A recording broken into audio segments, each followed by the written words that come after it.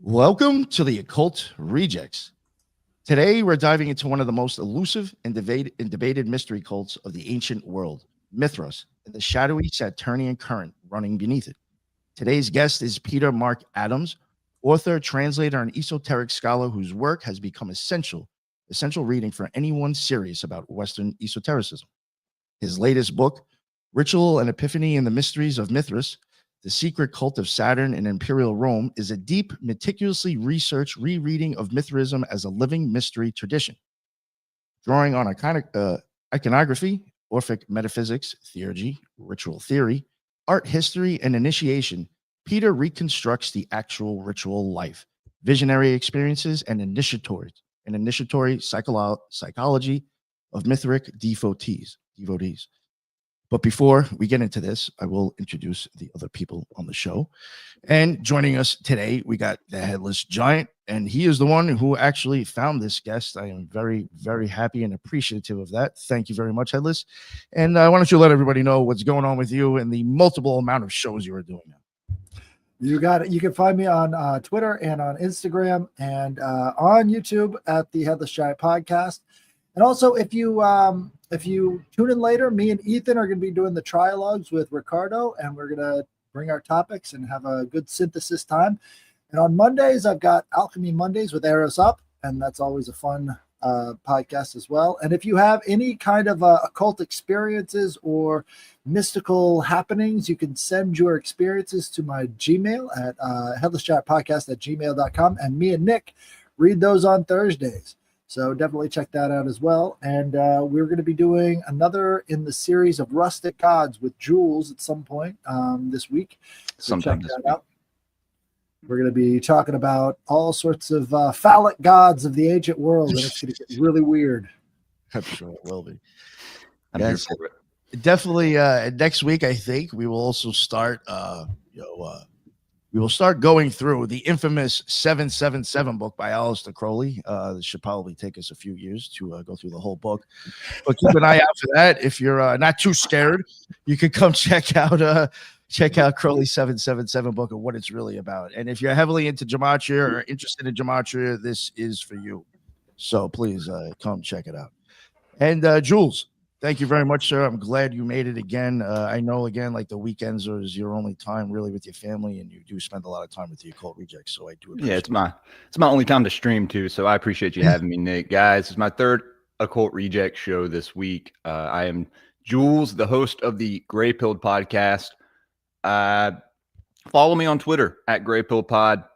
Go to my Patreon. We do a lot of cool stuff over there. Got a lot of tiers set up. You get a free sticker pack. You get exclusive Patreon content, and it's a good way to support the show. But probably going live later today. I don't know what I'm doing yet. Maybe Cryptid Watch or my part 2 on the Green Man. But I'll kind of let people know throughout the day, so y'all stay posted. But good morning, and it's nice to meet you, Peter. Look forward to hearing what you have to say. Yeah, nice to meet you too. Yes, sir. Thank you very much, Jules. And last but not least, before we get to the guests, we got my man Ethan Indigo. What is going on, sir? And how are you this morning? Uh-oh. Oh, I cut off for a second there. Sorry. Peter, excellent to meet you. Headless and Nick and Jules, always great to speak with you guys. Ethan Indigo Smith, writer, philosopher, Tai Chi practitioner, easy to find on all the social media. And I appreciate people who reach out and communicate. So again, excited for this, Peter. Thank you very much, Ethan, for joining us. I know it's early on your end, so I really do appreciate you making it. And finally, for the guest, again, Peter, this is your first time on the show. Hopefully, we'll have you on again in the future. But yeah, please, for the fans who don't know who you are yet, please let them know like what your deal is, and mention your books, and please anything you'd like to promote. Let the people know about it. Yeah, I mean, wow, where to start? I mean, I've been connected with the shadow world of the occult since I was 8 years old, pretty well. I really got into energy work in my teens, working on systems like Shotokan karate, Tai Chi, a lot of energy work, meditation, I'm like over 70 years old right now, so this is really a long period of time that we're talking about. But very late in life, pretty well after I finished with professional life, I started as a professional writer, author. And that's when I really started digging into the subjects that had been so dear to my heart for decades, literally decades. And more specifically, the mystery cults of antiquity are a kind of speciality of mine, okay, from a ritual perspective, from ethnographic and cross-cultural perspective. And most of my books kind of hit on that topic from one angle or another. So I produced an analysis of the rites of Dionysus as we see them depicted in the frescoes of the Villa of the Mysteries in Pompeii. My most recent work is on the Mithraic mysteries, and I guess we're going to talk about that more. But I've also penetrated a very obscure tarot deck called the Solarbusker Tarocchi. And this 15th century elite tarot deck turned out to have several layers of encoding. And the deepest layer was a ritual sequence for invoking Kronos Saturn in the form of the draconian current Amun. And that itself was kind of my first major work back in 2017. It kind of shocked the scholarly community and the tarot community, who have, for the last 10 years, had a lot of problem digesting the content that I uncovered, because it affects our perception of the Renaissance, of the development of tarot, and also of the role of these kind of rites amongst the Renaissance elite families. So that was a fairly substantial piece of work. On top of that, I spent like 25, 30 years in energy healing, which is like the other side of the coin from martial arts. So that, you know, instead of learning how to inflict suffering, you learn how to alleviate it. I say, as a kind of professional breath worker and Reiki practitioner, and using meridian-based therapy techniques. I've done that professionally over like 20 odd years with my partner. So there's a book in which we've covered our most extraordinary cases, the cases that shone the most light on the nature of consciousness and reality. It's called The Power of the Healing Field, and that's within a tradition. So that's by and by. What else? I've written a book with Christophe Poncet, who did a lot of work to uncover the Hermetic side of the Tarot de Marseille tradition cards. And we did a book together with the Scarlet imprint called Two Esoteric Tarots. So we kind of intertwine our thoughts about the Solarbusker and the Tarot de Marseille from an esoteric context in that book. And if I can think of any other books, I'll mention them. But that's enough for now, I guess. Well, it's interesting, Mark. Peter, I got first introduced to Reiki from a martial arts class. I was taking Hapkido, and the instructor had what he called hurt 'em and heal 'em classes, where he would be teaching Hapkido, and then afterwards they would do the instruction into Reiki. So it was very much integrated into that whole system. Yeah, I consider them like two sides of the same coin, basically. You know. Yeah, and a lot of people don't realize that Usui Reiki, if that's what we're talking about, that lineage is a offshoot of Tendai Buddhism, which is the Vajrayana tradition within Japan. So that, you know, we're talking about channeling essentially a ray or a healing energy from a deity And I think it's important to state that, because a lot of people think Reiki is just some kind of off-the-shelf, common practice, and it's far more than that. It is, literally a mediation of the highest evolutionary or spiritually evolutionary forces to whoever you end up treating. Right? It's the accessibility that I think brings a lot of people into it, is because, they don't have to know any of the esoteric to actually feel it. Sorry, and guys. present it to other. I'm getting a freeze on the internet. Yeah, you broke. So I may miss. He may not hear what we're saying. Okay, I'm good Basically, now. Yeah, I'm you good now. Okay. Yeah, Hellas, repeat yourself if you don't mind, sir. Sorry, Headless was saying something. Yeah, the Reiki tradition seems very accessible to people, so it's almost like, it's perfect for Americans, because you don't have to know any of these traditional, and just do it right away.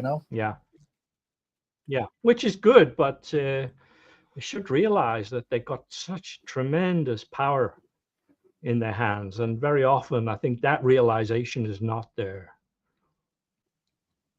Absolutely. We got to do a Reiki show with you sometime. Yeah, I will say there's so well, many. Go ahead. Go for it. I was going to say, one time I took a photograph of a group of recently graduating Reiki teachers, and I took it with a simple digital camera, and the light flashed straight back into my eyes, as though I had stood in front of a mirror and attempted to take a flash photograph. And so I looked at the camera and I thought, something wrong with this.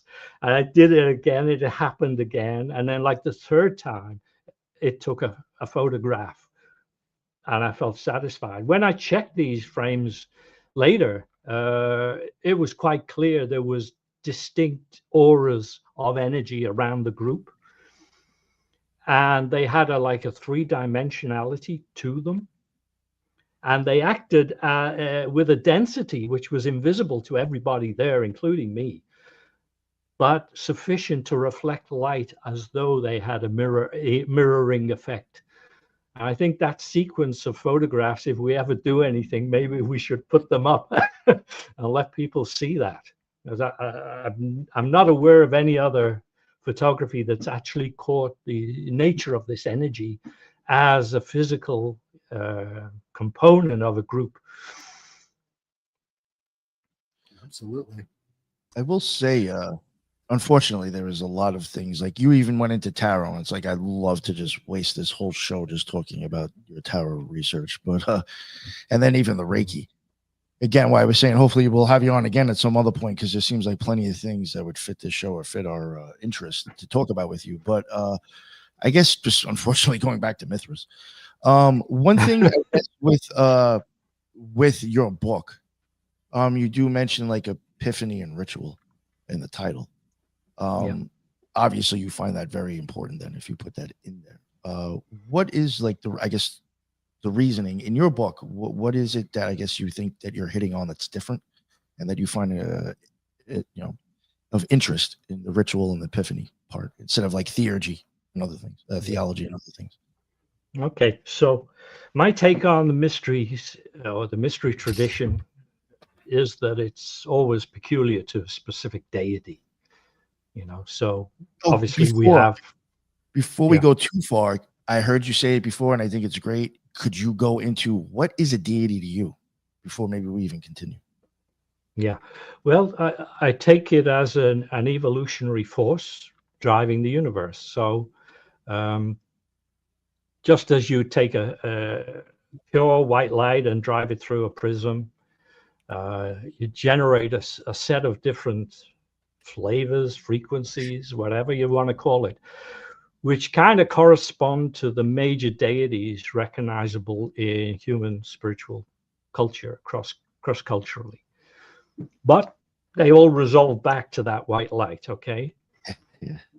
So that no matter which way you're traveling, on the white light or on the color beam, you're essentially on a continuum that I see as a teleological driver of the universe's spiritual unfolding. That's to say, the unfolding of consciousness, which I take to be the primary material of the universe.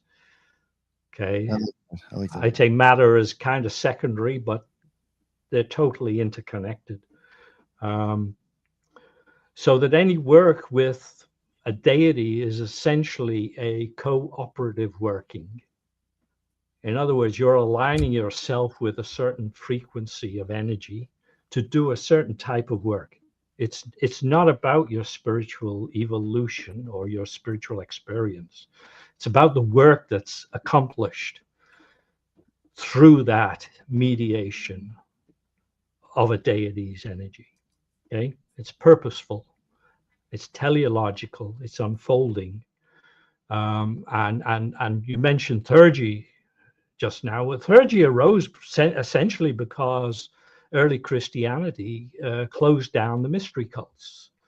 Okay, so they had to find an alternative to the sanctuary-based approach to initiation, and the alternative was theurgy. And you see it articulated in Iamblichus and Proclus. And my book on the Hagia Sophia traces that building's architecture and its decorative design back to the mysteries of Eleusis. Okay, that's another thing we could talk about one day. So that what we see is that the most primitive level or bedrock of spiritual experience, from my perspective, is in the cults of possession. That's to say, voluntary possession, not involuntary possession. Okay, Nice. Good to know. and that's like the one universal spiritual constant in our upward trajectory from the upper Paleolithic to today. Real quick, just to interrupt you. 99.5. Yeah. Would you consider invoking when people are invoking a deity or whatever, that would be almost considered a like welcomed possession? I mean, theurgy is possession by a deity. Okay. All right. Okay. It's not anything else. Oh no. All right.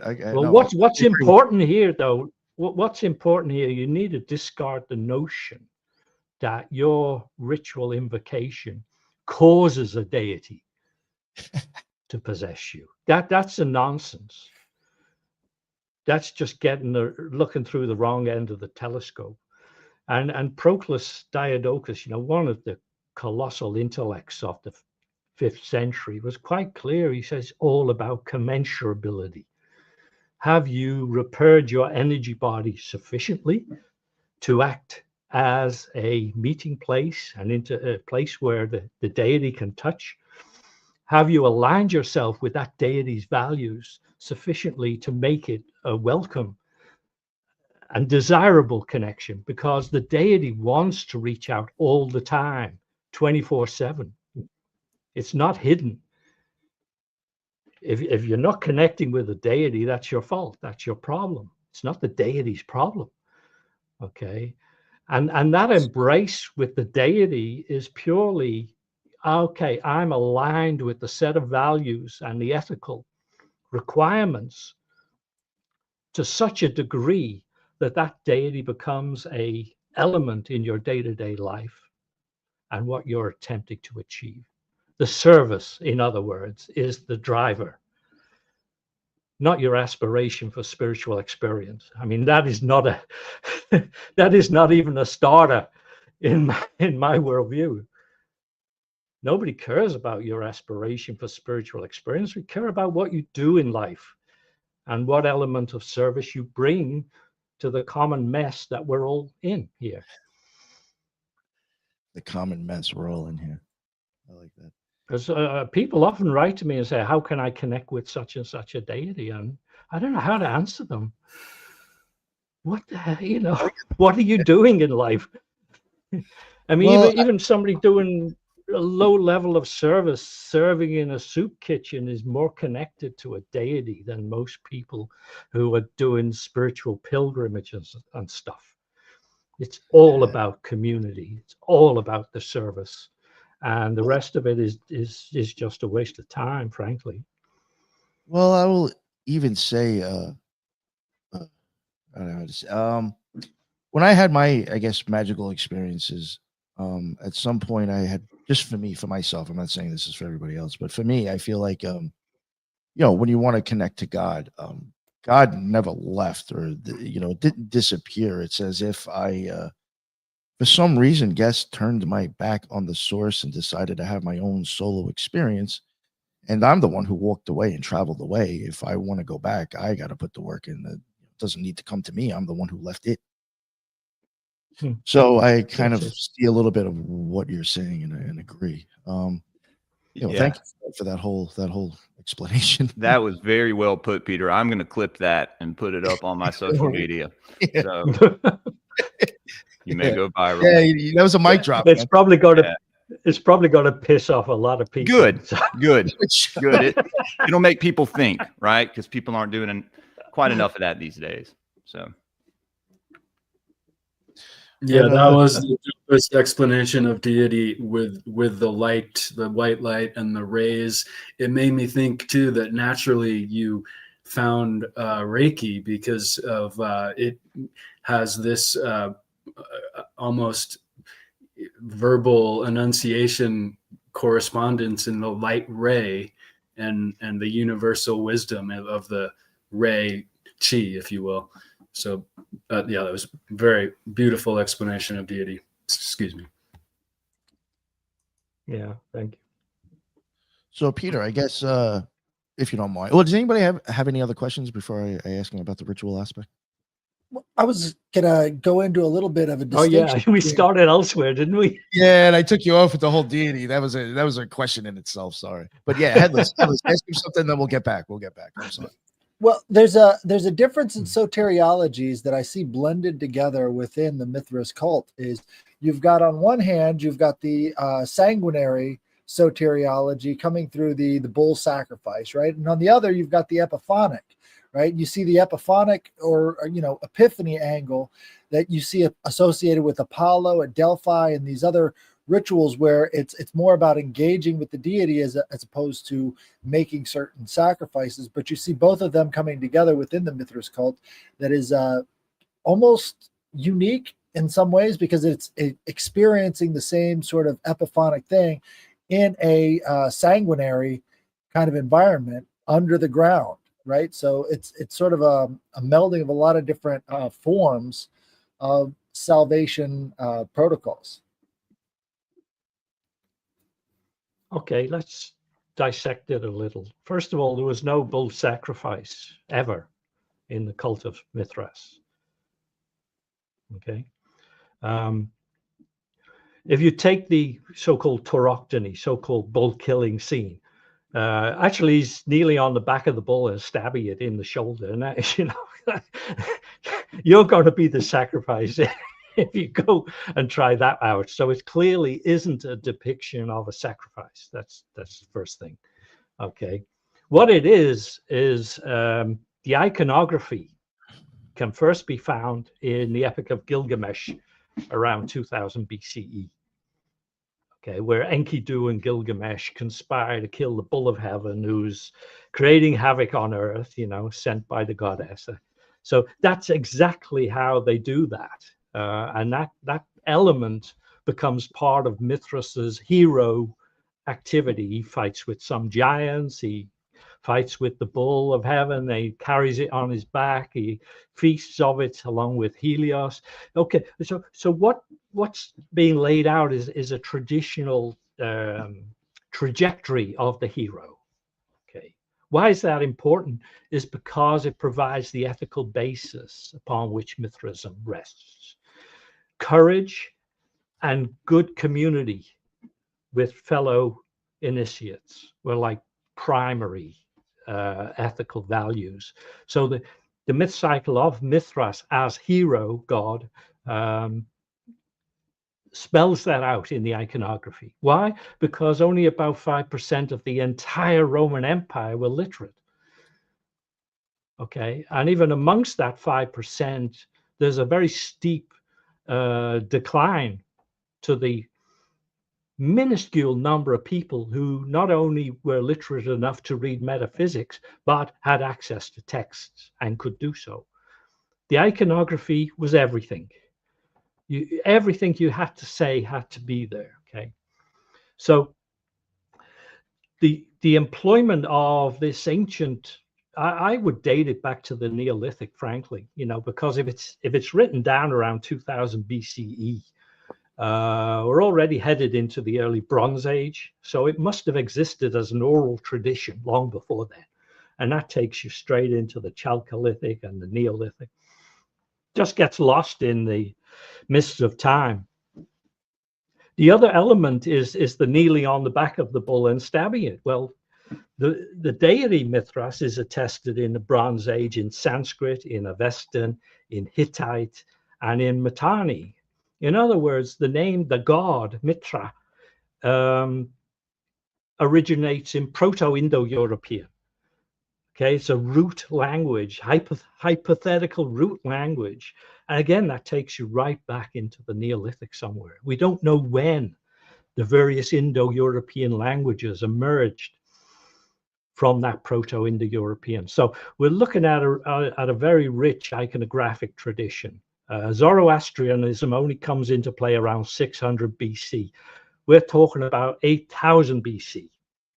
Okay, so the confusion of Mithraism as a Zoroastrian or Persian cult doesn't see the is kind of blind to the depth that we're talking about, the time depth that we're talking about here. So what we have, therefore, is a deity who presides over agreements, compacts, and that kind of things, right? So he is typically a deity of the ruling elite who are responsible for making those kind of agreements. And that's the context in which we see Mithraism emerge in Hellenistic Anatolia. And then it gets conveyed to Rome as part of the settlement of the Armenian issue, because it was like split between the Sasanians and the Romans, and they agreed to put a common ruler in place.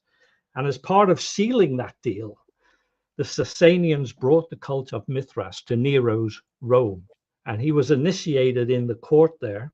And because of that, the court followed.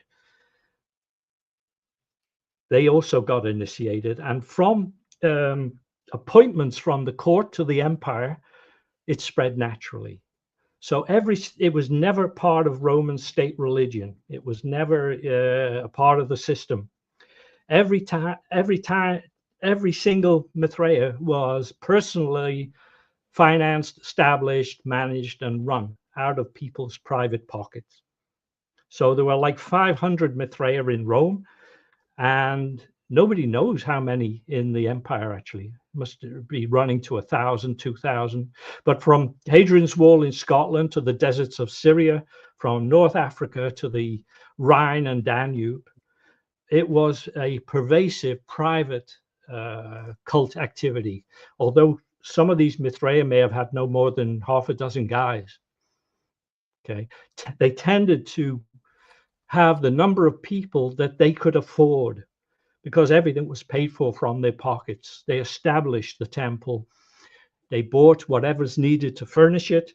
They bought the chicken or pigs, whatever they were going to have as their cult meal. And they had to, and also, in those days, life was short. And on the fringes of empire, it could be very short. And so they just had to recruit and run initiation to keep their numbers up. Okay, they never proselytized, never. Mithraism was never a competitor to Christianity, which was a proselytizing mass religion. Mithraism was a private, secret mystery cult. So they're like diametrically opposed to each other.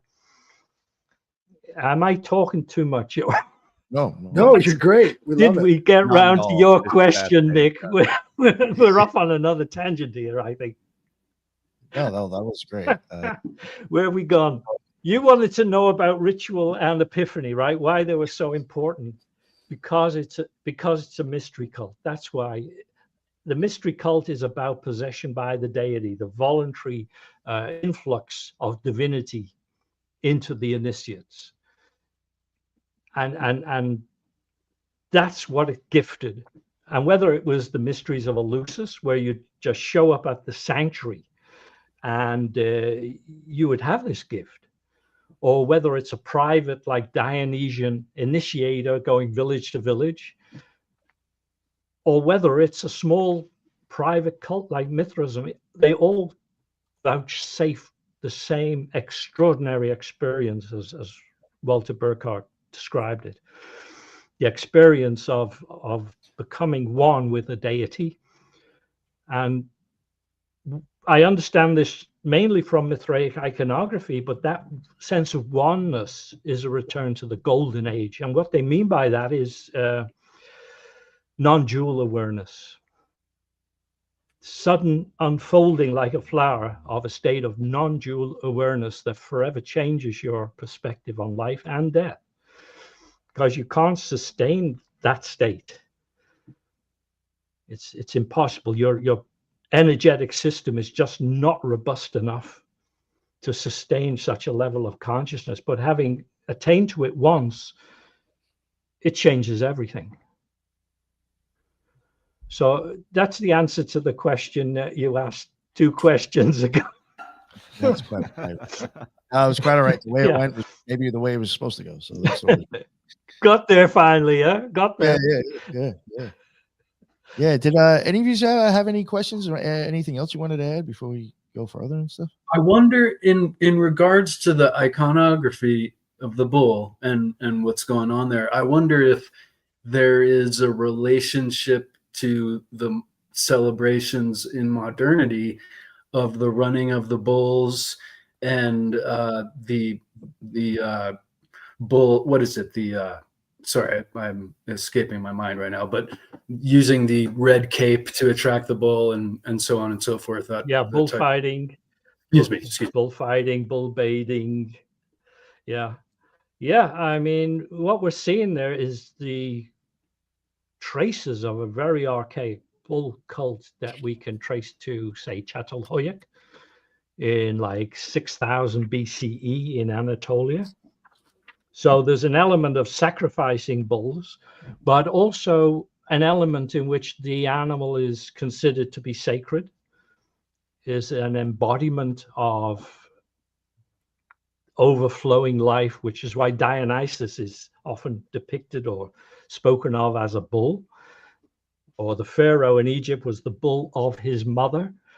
So this animal has enormous iconographic and physical appeal to civilizations from the Neolithic onwards. And you're right, I believe the traces of this bull cult are this braving exposure of yourself to the bull, which is not always fatal.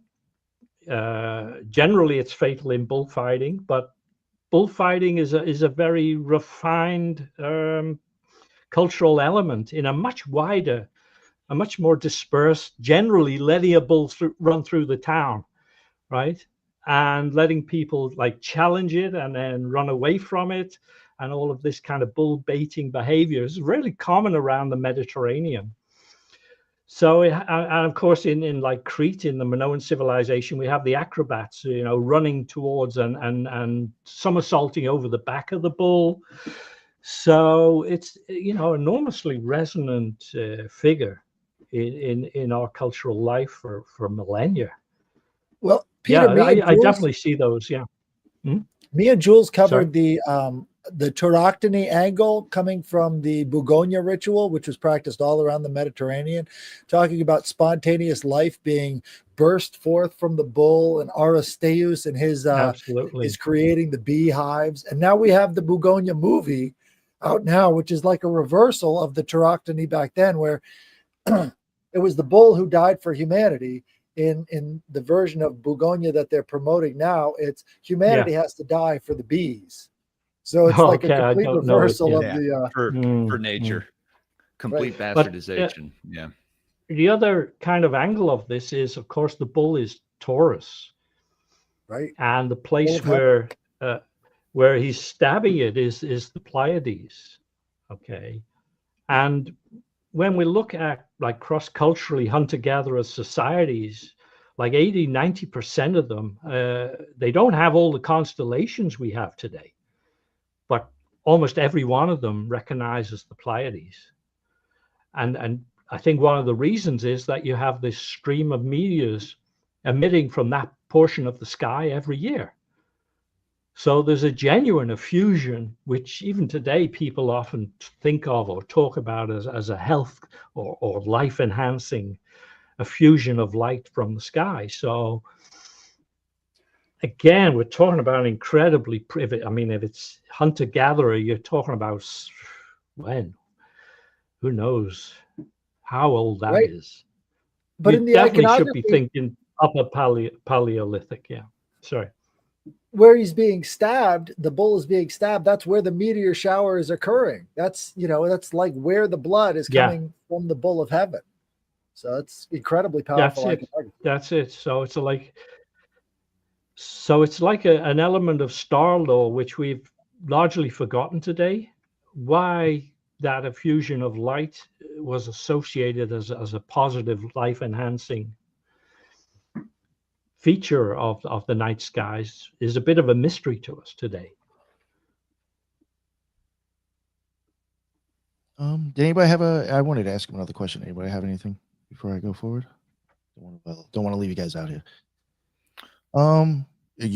Sorry, go. Does anybody have anything? We're good. All right, Peter, you do kind of place like a little bit of an emphasis on the Orphic metaphysics within the Mithric symbolism. What is like, I guess, like maybe some Absolutely. of the biggest, what are the biggest signs or stuff like in that in signs that Orphism might be kind of like behind the rituals in a bit, if you don't mind talking about that. Yeah, mainly is what is Orphism? I mean, essentially, it's the esoteric tradition within Hellenism, within Hellenistic culture. I believe Orphism arose out of the direct experience of mystery initiation, which affirms the eternal life of the soul, for want of a better way of phrasing it. That is certainly a distinct phenomenology of mystery initiation. People perceive themselves not as the persona, but as something larger that continues from life to life. They may even recover experiences, memories of past lives, and that kind of cements that belief system in place. They have a sense of a deity as a presiding presence in their life. So that kind of is another element of Orphism. The efficacy of the rituals and the ability of these rituals to cleanse what probably today we call karma. They would call it miasma. It's the biographical, familial, and ancestral karma that we carry with us, like so many anchors. So all of these elements are like common to Orphism. If you were going to boil Orphism down to its most essential common elements, you'd say, yeah, this sense of providential outreach of gods, the ability to become possessed by and cleansed through the rituals of theurgy and mystery initiation, and that cleansing of karma, which frees you from the bounds of fate or necessity, and anke, as they would have called it, and that opens up possibilities for your spiritual life, which is otherwise encumbered, generally too encumbered to really blossom. And so for me, those kind of 4 points are like Orphism in a nutshell. And all of those points are direct outgrowth of the experience that Orphism or the mystery cults opened up as a possibility to people. And so it's no surprise to see them appearing again and again in various guises, and one of them is Mithraism, which is straight out of the Hellenistic world. So, of course, Orphism is kind of its natural, is the water it swam in. It's kind of, any cult coming out of the Hellenistic world will have Orphism as its underlying belief system. But it's a belief system rooted in the first-hand experience of the mystery cults and theurgy. I don't know if you can see this question. I want to just toss this in here real quick. Nick, ask Peter if he believes the cult actually died out or was just absorbed into certain families. Well, that brings us on to a topic I raised briefly in the introduction, which is I found distinct traces of ritual activity embedded in a 15th century solar busker tarocchi. Okay, and it's a full ritual sequence embedded in those cards, and then layered over it are historical and literary narratives, so that, you know, it took me 4 years working day and night to decode the imagery, and it was just because I was so frustrated with it. I mean, since I was a teenage, you know, I'd been working with tarot. I knew the imagery well, and I came across this solar busker shortly after it was purchased from the hands of, it had been in private hands since the 15th century. And it was purchased by the Brera Gallery in Milan, like 800,000 euro or something. And of course, they did an exhibition and catalog and everything. And I looked at these cards and I thought, what the heck is this? The quality of artwork was so high. I mean, it was a masterwork. It had been printed from engraving plates. Somebody had bought the copper, cut it. And even so, there was no way a jobbing artist in the 15th century had the historical, literary access to such a fine library of Latin, Greek. Goodness knows, it had to be a real intellectual mind to put this together, to encode this system. And I traced the system back, which individuals were involved, all the way back to Constantinople in the 15th century. And from there back into the Hellenistic, you know, into the 5th century, actually, system emerging with Proclus and the survival of the Eleusinian mysteries after they were closed down at the end of the 4th century. So that tradition never died, and it was transferred to the elite families of the Italian Renaissance, which is extraordinary. And it conveyed a powerful current, say, the particular form of the energy they were interested in was the same energy that motivated Alexander the Great, because his myth cycle was that he was born of the intercourse of the god Amun with his mother. And when he went to Egypt, he went down the Nile and went to Luxor Temple, in which the inner sanctum depicts the deity conceiving the pharaoh through a human mother. And he went through a ritual process there, and then he went to the Siwa oasis in the desert, where the priests of Amun, at that oracle there, confirmed him as the son of Amun. And you'll see Alexander regularly wears a helmet with the ram's horns on it, horns of Amun-Ra. And so this was like a template and an ideal for the Italian Renaissance elite.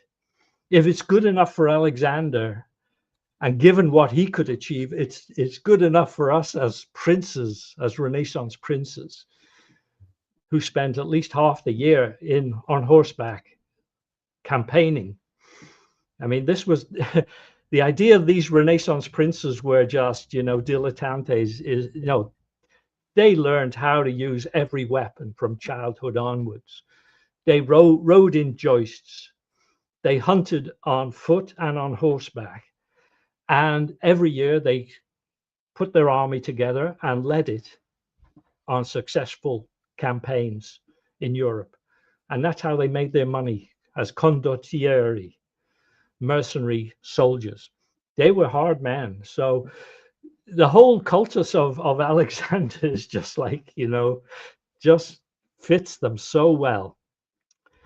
and that's what we have in the Solar Busker is direct evidence for the continuity of this cult from, well, it's generally thought of started with Hatshepsut, which would be about 1400 BCE, but quite possibly it existed long before her. And then Amenhotep III, right through Ramses II.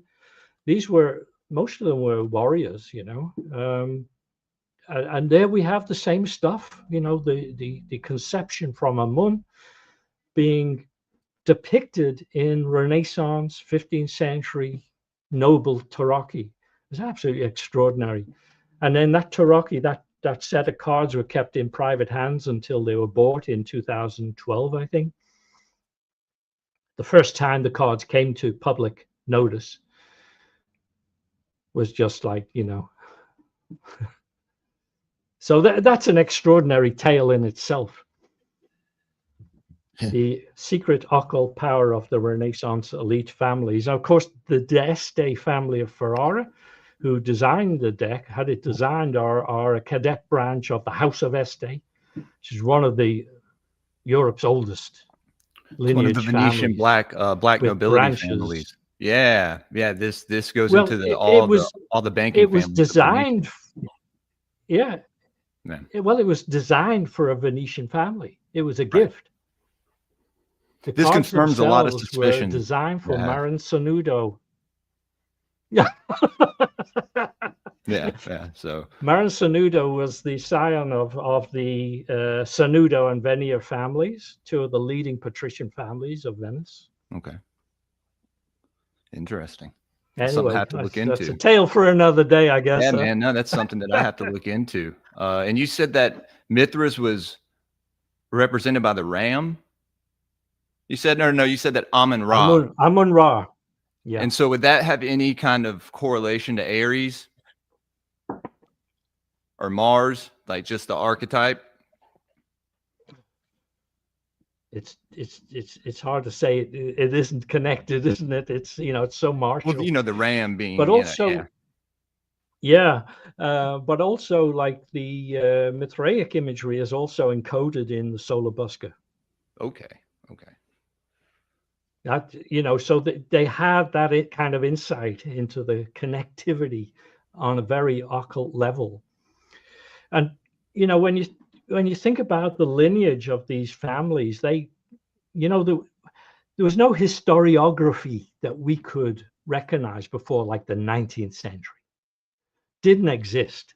And what I mean by that is history as we understand it is like a set of economic, political, social data from which we can frame certain hypotheses, test them. But that didn't exist at least until the 19th century. Up till then, history was exemplary. There were tales that were told that taught certain lessons, okay? And one of the primary lessons for the Italian elite was that they originated from Troy. Okay, so you have this is all in Virgil's Aeneid, and the survivors of Troy traveled across the Mediterranean, they went to Carthage, and then they went to Rome. So all the Italian elite claimed this line of descent. But as they would have also known, the region around Troy was famously the area in which the offspring of Nimrod lived. Okay, so in Nimrod, we're back to the descent from the angels, the fallen, so-called fallen angels, their miscegenation with human women. And so for the Renaissance elite, there's also this dynamic of an other than human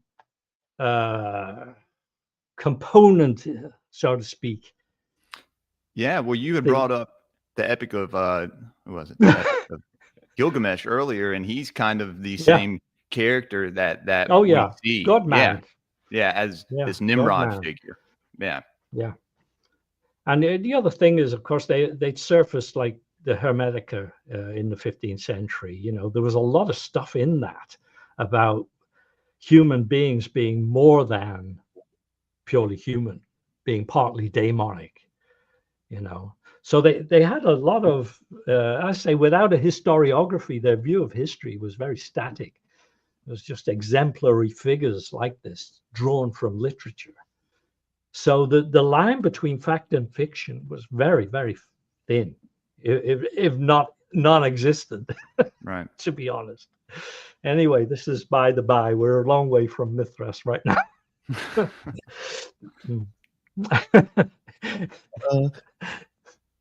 Another thing I wanted to ask, to what extent do you think the Mithric rites were about like literal ascent through the planetary spheres versus more of like symbolic internal Okay, yeah. transformation?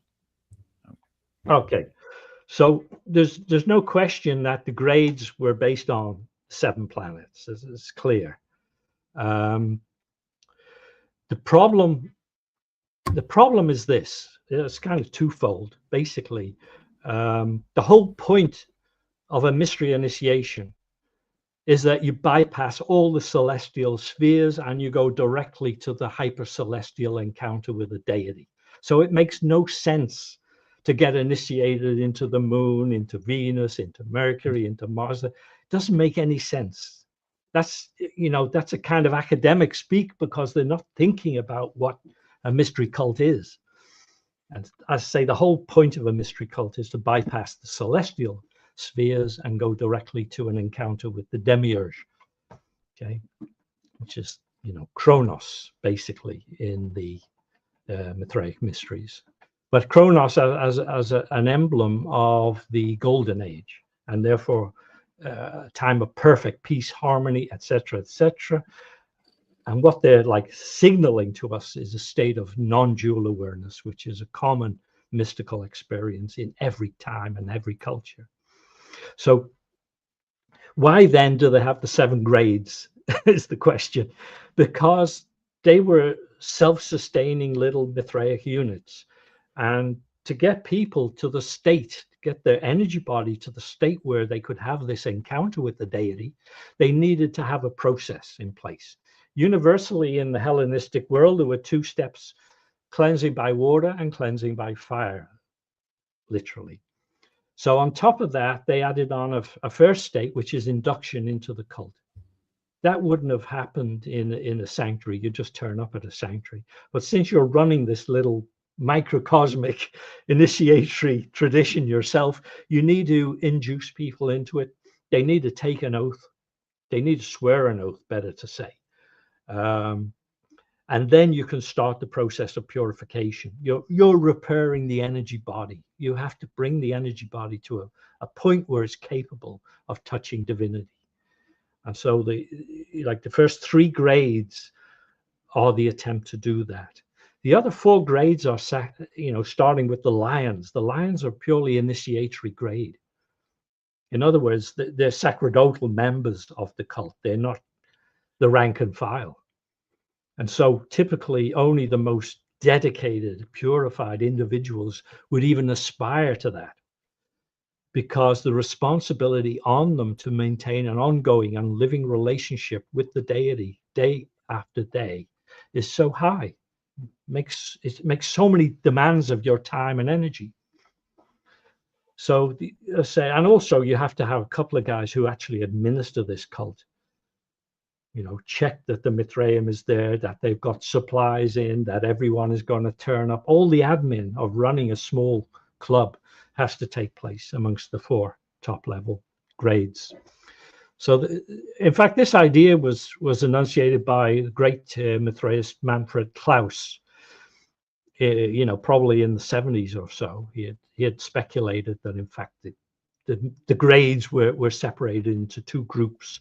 But when I examined the actual sequence of initiation into Hellenistic mysteries, it was clear to me that you need to have these stages. And that once you have the encounter with the deity, there's no further revelation. Okay. Having encountered non-dual awareness, there's nowhere else to go, so to speak. That's it. You're there. So if you have an aspiration towards the priesthood, then you would move on into the other grades.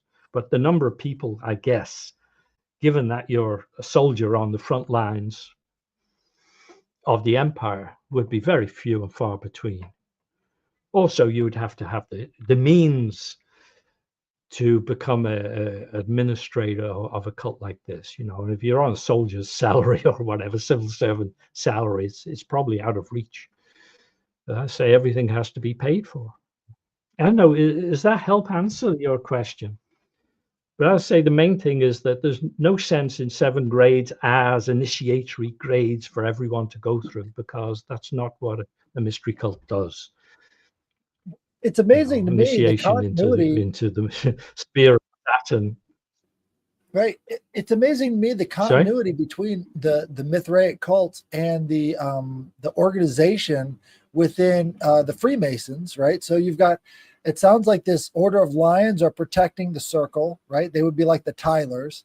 And then you've got these other positions that seem to be adopted straight from the Mithraic cults, just sort of passed right on into Freemasonic rituals, as well as the 3 grades as the purification grades, the Blue Lodge as well.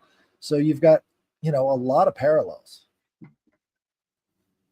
Yeah, I think probably the archetypal nature of these structures would tend to repeat, you know. I say it was universal in the Hellenistic mystery cults, irrespective of which deity they were for, that you would need to have this kind of progression, that the higher grades are limited to a very small number of people who aspire to priesthood or to administrative roles. You know, I guess human nature hasn't changed that much in how many millennia. You know what's interesting? Like I guess you're saying human nature hasn't changed that much. It's something I was just thinking about now, and it's like not really that big of a deal. But I do find it interesting how it's something that is when it comes. You say cleansing by fire or cleansing by water. You know, even in my own ritual work or even doing the Gnostic Mass and the OTO, you cleanse by water and then you do cleanse by fire. It's interesting how like that idea, no matter like what context maybe you're working, that is something that is like a thread throughout so much ritual work. Yeah. Is that whole cleansing by fire and water, Absolutely. no matter what you're doing, that's always seems to be involved regardless. You know what I'm saying? Like, Yeah. You see it with baptism. I You think see it's in. Sorry, I think there's a lag that I Yeah, feel I like think I'm it's important interrupting though Peter. to distinguish the. Yeah, I think it's important to distinguish between the physical activities and the efficacious force that's being invoked something or I evoked something in I do those want to ask. Sorry. situations. Something I do want to ask you real quick, Peter, before I forget, and it's a little bit of it might be a little bit of a weird question. When it comes to initiations or rituals, I do, from my own experience from going through initiations in the OTO and my own experience from using the hexagram, pentagram rituals, and even looking at Crowley's Knox formula, I do sometimes wonder if these things are even showing symbolism of actual changes within the body itself. I couldn't tell you what any of these mythic rituals look like, but when you have looked at these things, have you ever wondered if it's actually like showing anything tied to physiology? I know that might be hard to What like. I All right, believe it. explain it this way, maybe so you get a better idea of what I'm saying. I do think that may sound crazy. Looking at the lesser banisher ritual, the pentagram, and even the hexagram, and Crowley's Knox formula again, I do think what you might be looking at is the change that's going on inside of the eyeball that determines how much light you're actually pulling in. I know that might sound wild and off the wall, but I do think it might actually be showing you physical changes with inside your eyeball, inside your body. Have you ever thought that or seen anything like that with this stuff? Or has that even ever come up in your mind? You may never even thought of that. Well, for me, the physical activity of initiation is merely is almost incidental to the process that's going on. It's like the 10% or whatever is of the iceberg is the ritual activity. The iceberg itself is wholly administered by the spirits, deities that are evoked to conduct that activity. Okay, so of course that affects your energy body, but this kind of possession cult bedrock upon which most of our spirituality rests extends to the ritual actions itself. So as soon as you form an intense ritual space, you have a collapse of temporal, let's say the spatial and temporal vectors that structure our day-to-day reality collapse. Okay, so you have very intense psychoenergetic effects generated. Okay, and they are of such an intensity that they'll give rise to visionary experiences, to expansion of awareness. So there's a huge, so to speak, spectrum between undertaking ritual actions, which the most extreme extent are purely theatrical, like in Eyes Wide Shut, right? They're making a movie, all the way to a ritual that is so powerful it triggers spontaneous kundalini. That's to say, the ritual space becomes so dense it triggers kundalini and fundamental shifts in the quality and depth of awareness. That's interesting. And I'll say myself, just from the spectrum is driven by the presence that are invoked into that. It's not our energy. Our energy generally is not powerful enough to do that. Okay, but we enter into a continuum with like a stream of consciousness which is merged with other dimensional entities and beings, for want of a better expression. And that's where the motivation, the motive power of change within a ritual process takes place. This is just one way of viewing it. I'm not preaching this. I'm just saying, oh yeah, no, that's my perception is this. Okay, yeah, yeah. not everyone will agree with it. Well, even from my own experience with initiations, I was even told by somebody who facilitated the initiation after the fact that, like, at times, just from my experience, when you might be tapped or touched or parts of your body might be, I guess, whatever involved, it could literally be to get that. Like, I was tapped at the waist at one point. That was, I was told, that was to activate the chakra there, to awaken it, or to get it, like, understanding, like, it's time to pay attention to what's going on. So, like, even what you just said right now, like, that even resonates with me. Just real quick to make sense of it, of like what I was trying to explain before, and not to keep going on about it, but like, just real quick, like you even said in the whole act and stuff, even in the NOx formula, when Crowley acts like he's grabbing the nipple for the child to feed, if people were to look into the science between the nipple and the pineal gland and the child, there was a lot of weird shit going on. The child's actually going to find out from the mother's, stuff coming from her pineal gland into the milk, and tell the child where it is, what time it is, all this stuff. So it's just like, could that be being represented in his work and people just don't see it? That's what I was trying to get at with you. Like, could there be things in there that may actually, in a weird way, tie to science? I could be completely wrong about that whole thing, but in Crowley's case, there is a weird connection with the pineal gland and the child. Yeah, especially the hand of Sabazios, right? I can't comment on it. But in Crowley, sorry? With the hand of Sabazios, sorry, I'm getting like. Oh yeah. Just let him. It's got a delay. Yeah, let him just answer what I just said. It's not a big deal. But...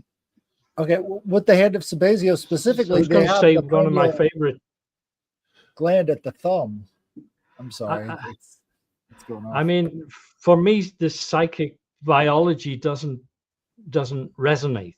Okay, all right, no, that's cool. Well, yeah, I wasn't expecting. It can be implicated or not. Mm-hmm. But for a ritual to be efficacious, it has to be in a stream of otherworldly consciousness. I mean, it's seldom just our own energy. I mean, when I study, for instance, Crowley's text of a magical retreat in Paris, in John St. John. You probably know that one. He spends a lot of time to cultivate Kundalini as the kind of platform for what he's trying to achieve.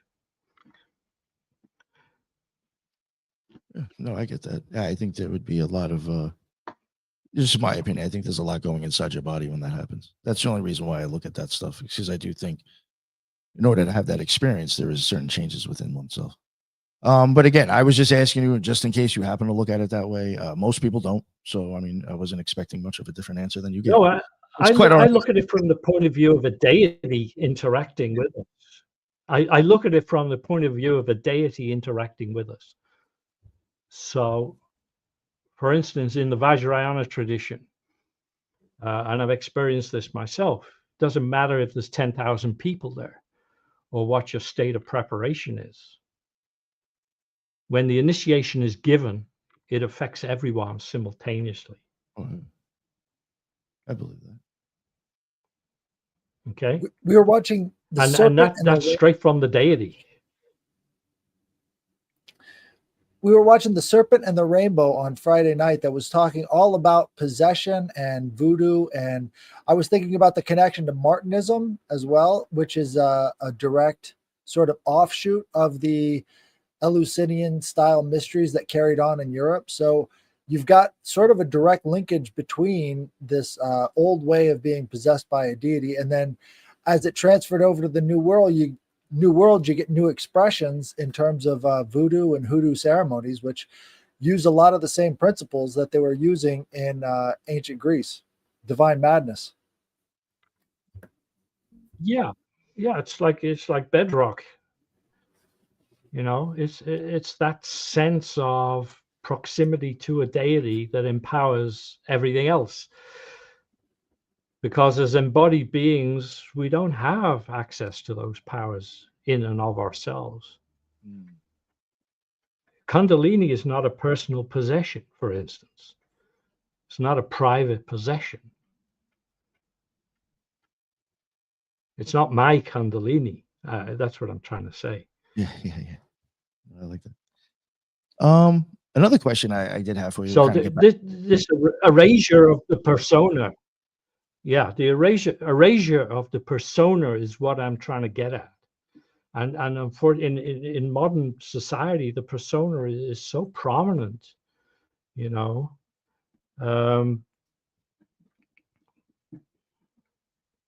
So that is a social problem with spirituality, modern spirituality. I think Crowley called it like a glove puppet. It's a very Taoist thought, right? Like we really just sometimes have to get out of our own way.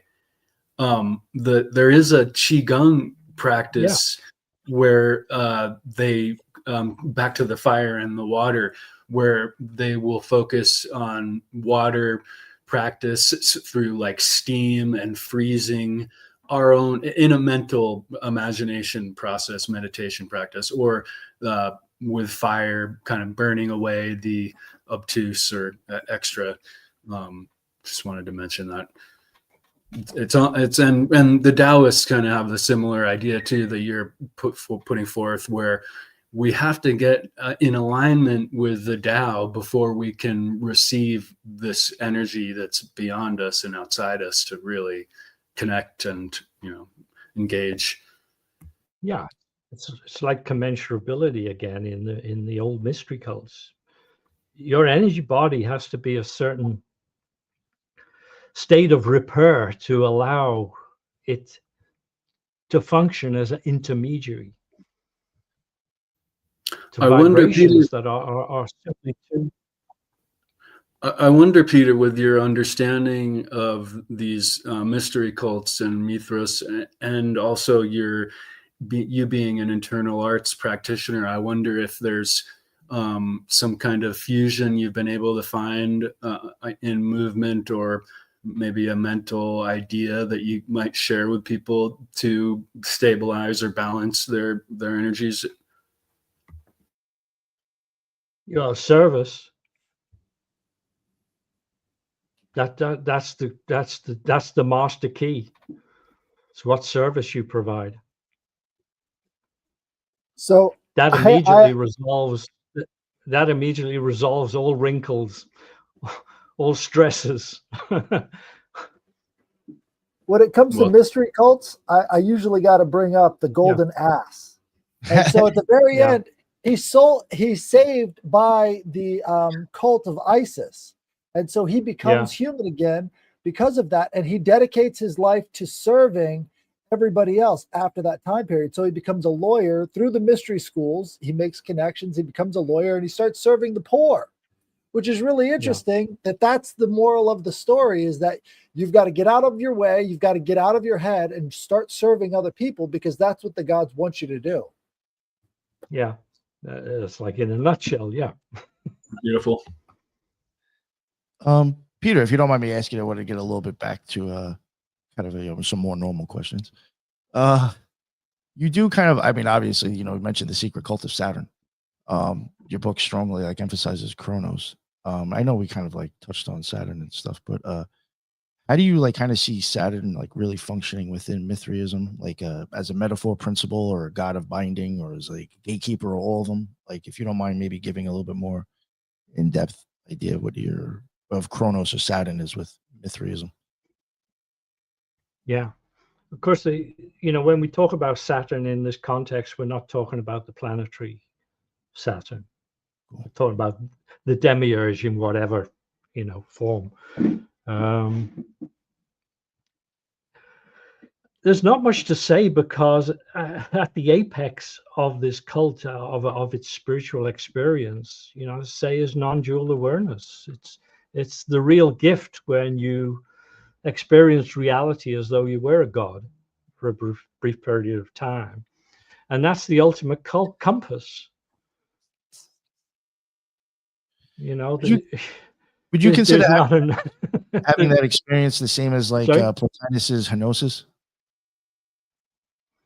Say again, please, Nick. Would you say maybe having that experience would be I guess the same as Plotinus's Henosis, or maybe other people calling it the crossing the abyss? Is that what you think the outcome of this would be? Is having union with God? Yeah, it's because that state is a resolution of all conflicts and contradictions. Oof. Yeah, that's true. Everything all of a sudden is what it is, and that is sufficient unto itself. So, the persona is so far behind in this process now that you're looking at like some kind of star being. You're looking at reality as though you had infinite time and space. It changes everything. Yes. But of course, we can't sustain that, level of awareness. We have to drop back into ourselves and back into our own karmas. You got to go to work. Societies. Yeah. You got to. Yeah. So that's unchanging. It's like, before enlightenment, after enlightenment, it's the same wood you have to chop, same water you have to tote. But after enlightenment, it is all in a very different framing. It's just the absolute priority to be of service. Do you think it's being an experience? Why? Because forever. Say? Do you think there would be an experience that would change something forever? When you go from a cucumber to a pickle and you can never go back. Yeah, basically. Basically. Nice. I mean, you can fall anytime you like. A lot of people who take on spiritual, let's say, education and mentorship as full-time task accumulate fresh karma from it. It's an incredibly demanding thing, and they go wrong. There's a lot of ways to go wrong. There's been so many abusive gurus. Oh, yeah. So we have to see this process is a multi-life process. We're not talking about, what you're going to do, in the next 10 years, next 12 years? How about the next 10 lifetimes? Where are you going to be? That is a good So point.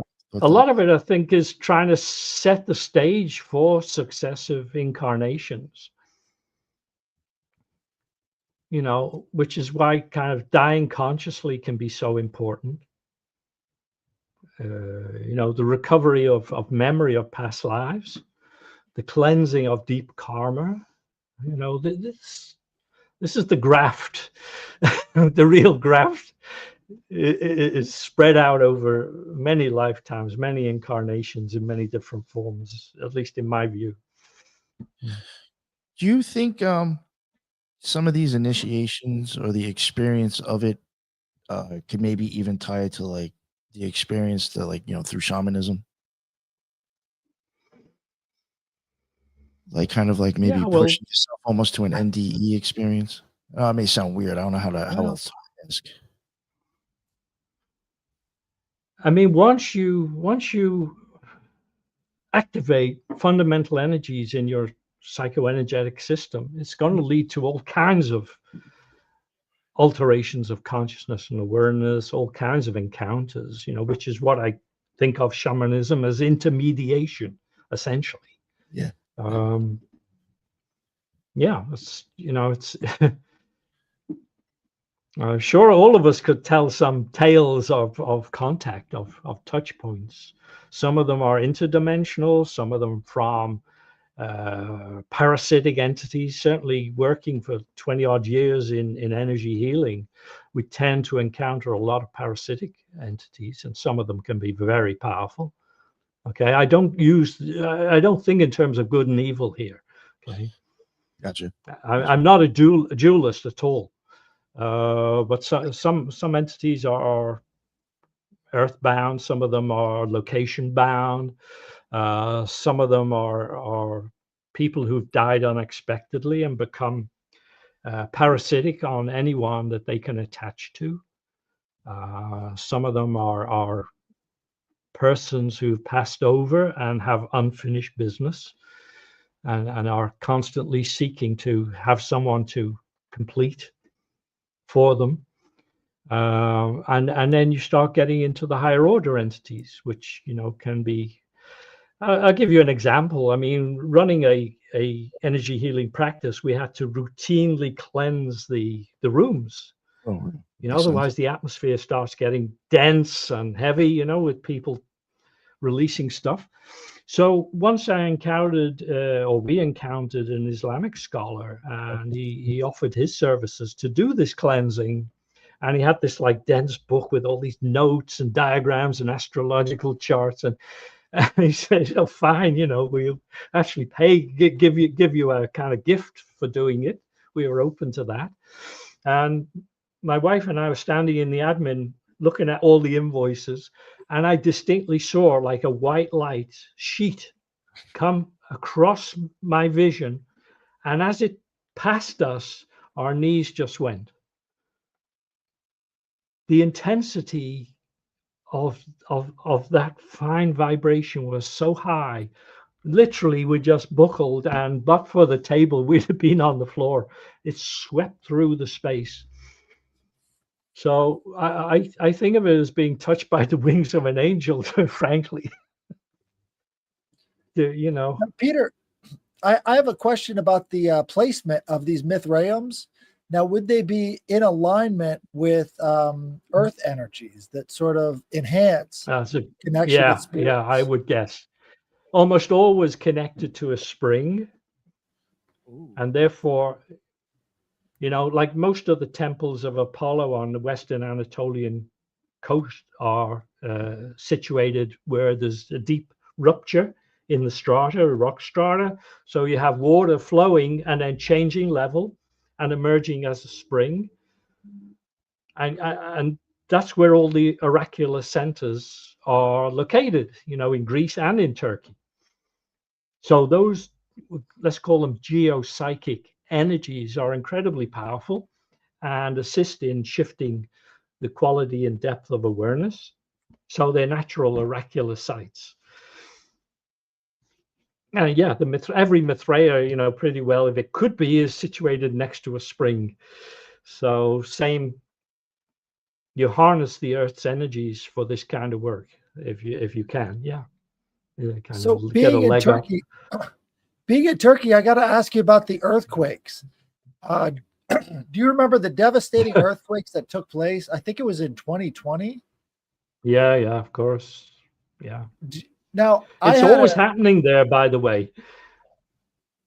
I had a theory about that. So that was right after they shot these giant balls out of the sky in North America, right? So you've got the balls in the sky that landed in the ocean, right? After they shot them out of the sky, like Uranus being castrated by Kronos. And then you have the real weird stuff there. Right, you have the massive earthquakes go on in Turkey immediately afterwards, and it's like this is where the Mithraisms and these practices were done, and now they're cutting off the castration in the sky. It's so strange. I know. I mean, the whole thing with the UFO, UAP, whatever you want to call it, phenomena, is a constant in human cultural history and development. They've always been here. I'm sure they inhabit parts of the Earth. I'm sure of that. And if you look really closely at the alien abduction phenomena, for instance, as you know, John Mack was head of psychiatry at Harvard. I did a longitudinal study of people suffering PTSD without any trauma. And he checked their family histories, no sign of mental illness. The one constant factor they all had was the recovery of alien abduction phenomena under hypnosis. So I'm also convinced that there is a long-term process or project of intervention in human biological development. That's weird. It goes along the same lines as the shifting of consciousness. I think there's some other, kind of form of intelligence that has been interacting with us for thousands of years, and we've lost our immunity to some of the more destructive elements of it because we had that knowledge kind of destroyed. A lot of people who have that alien abduction experience wake up with a sense of purpose that they didn't have beforehand. So it also acts as like a trigger, as an initiator, let's say. It's almost like a form of initiation. Well, it changes their life too, forever. Yeah. Same thing with the near-death experience. Yeah. Yeah. Indeed. Absolutely. Yeah. I had a number of those. I say a lot of these cases we documented in the book, The Power of the Healing Field. It's like a Kindle book for like $2 if you're interested. But in there, over that 20, 30 years, we documented the most extreme cases that we encountered in the energy healing business. And it's extraordinary. Thank you, man. Does anybody else have any other questions? Well, I had one question. So I know that there's aspects of Zoroastrianism that were brought, or that are incorporated into Judaism. Is there anything from, or I guess any kind of aspects from Mithraism that are incorporated in any mainstream religions today, or that folks really don't recognize? Not that I'm aware of, because you're aware of. Yeah, it kind of disappeared from view, around 600. And it didn't resurface again until the 15th century when they started digging up Roman remains. There was a big period of antiquarianism. There was a market all of a sudden. So people were digging up any bits of Roman stuff they could find. So for like 1,000 years, it just disappeared. It was like zero visibility. And then, of course, by the 17th, 18th century, it was really popular. Okay. Yeah. Now, its recovery kind of coincided with the emergence of Freemasonry in Europe. Okay. Yep. Thank you. I guess if nobody else has any other questions, was there anything, Peter, that you would like to maybe say to maybe like, advertise the book or to let people know or anything like, is there anything you want to say before we wrap it up? That maybe Yeah, you didn't say prior. there's a whole series of books, So people should check out Scarlet Imprint and Theon Publishing and Inner Traditions. I'm published by all of them. So the Inner Traditions is the healing, energy healing stuff. Scarlet Imprint is the Renaissance Tarot deck and tarot book, and the Hagia Sophia, decoding the architecture of that. Theon Publishing is doing the power of the ritual and epiphany. So I'm like spread over the 3 publishers. Nice. I'm surprised, Inner Tradition sends me people all the time. I don't think they ever told me about you. It's, I'm gonna have to say something to them about that. I think the energy healing thing is not that popular amongst the esoteric community, which I think is a shame. It's almost like the rituals you're describing are seen as sufficient to do the job. And my own conviction is you need to do the energy work as well. Oh, It's not enough to rely on.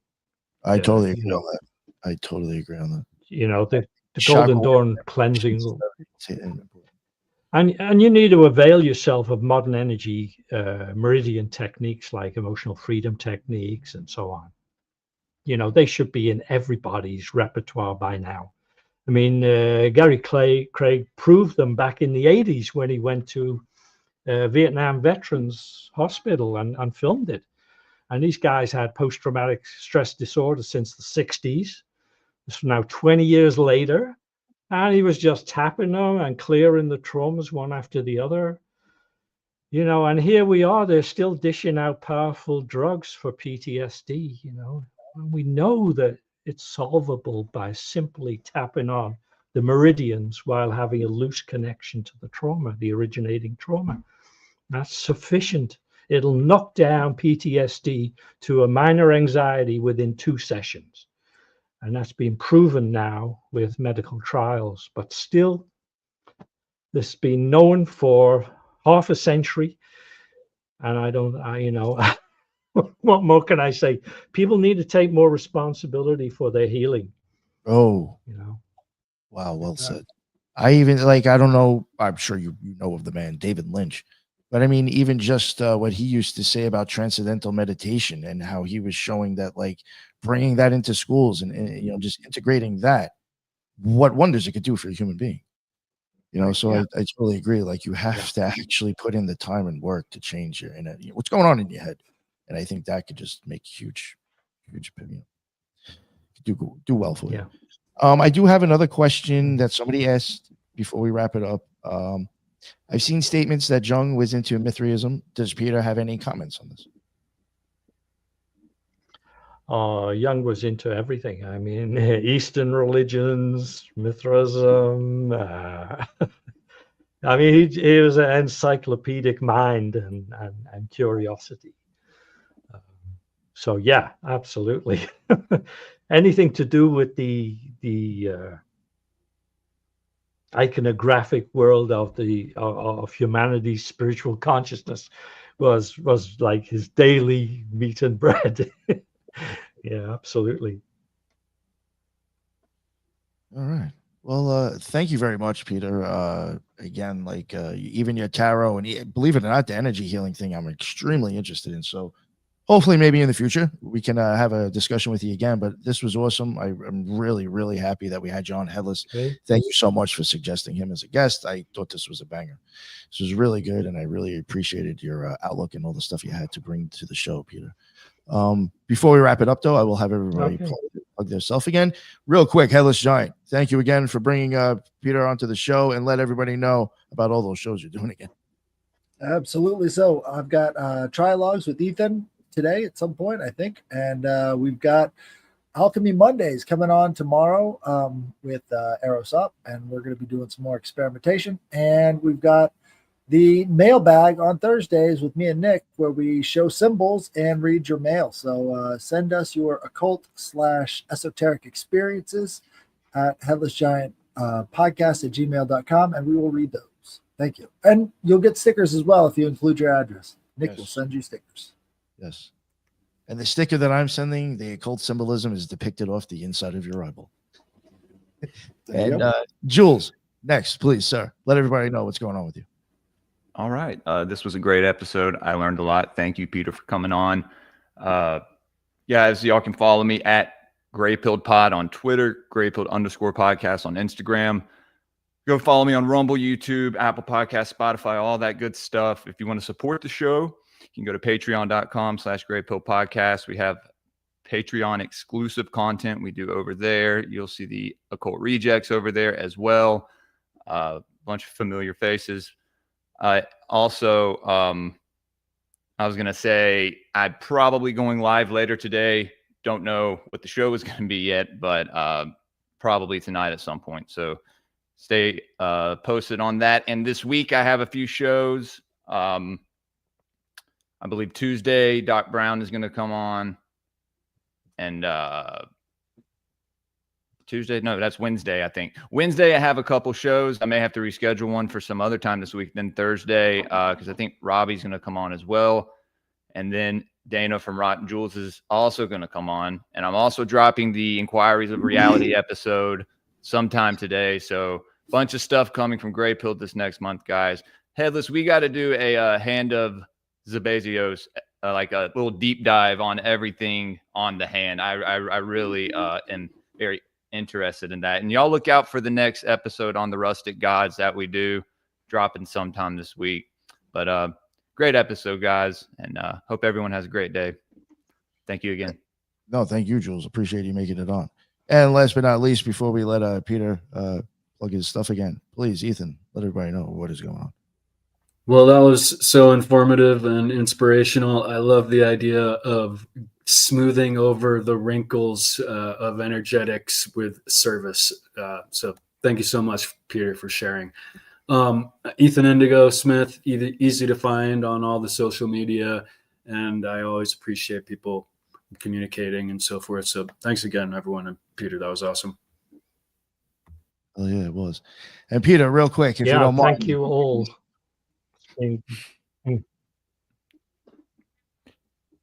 Go ahead, let everybody know. All good, Peter. Say again, Nick. Yeah, let everybody know, if you don't mind repeating yourself from the beginning. Let everybody know where they can find all your amazing work, and let them know about all your books, please, that you'd like to promote.